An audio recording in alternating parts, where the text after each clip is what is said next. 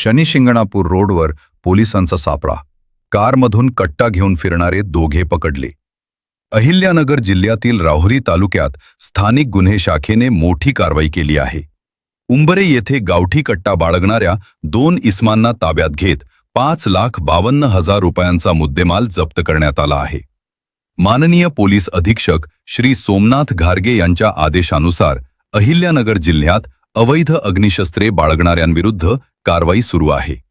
याच अनुषंगाने स्थानिक गुन्हे शाखेचे पोलीस निरीक्षक श्री किरणकुमार कबाडी यांच्या नेतृत्वाखाली पोलीस उपनिरीक्षक संदीप मुडकुटे, पोलीस अंमलदार रिचर्ड गायकवाड, विशाल तनपुरे, भगवान थोरात, रमीज राजा आतार, अरुण मोरे तसेच महिला पोलीस अंमलदार सोनल भागवत यांचे पथक तयार करण्यात आले होते.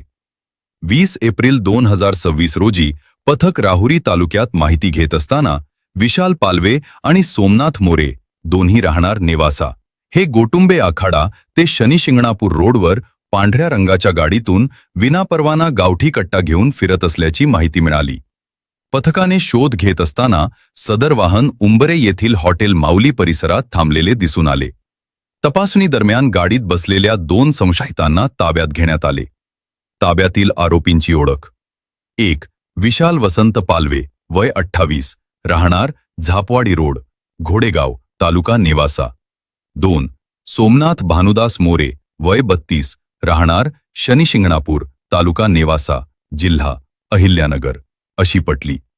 पंचासमक्ष झडती घेतली असता आरोपींकडून 1 गावठी कट्टा 30,000 रुपये, 1 जिवंत काडतूस व 1 मिसफायर काडतूस 2,000 रुपये, 2 अँड्रॉइड मोबाईल 20,000 रुपये आणि सुझुकी एक्सेल 6 कार 5 लाख रुपये असा एकूण 5,52,000 रुपयांचा मुद्देमाल जप्त करण्यात आला. या प्रकरणी पोलीस अंमलदार भगवान बाळासाहेब थोरात यांच्या फिर्यादीवरून राहुरी पोलीस ठाण्यात गुन्हा रजिस्टर नंबर 397/2026 अंतर्गत भारतीय हत्यार कायदा कलम 3/25 प्रमाणे गुन्हा दाखल करण्यात आला आहे.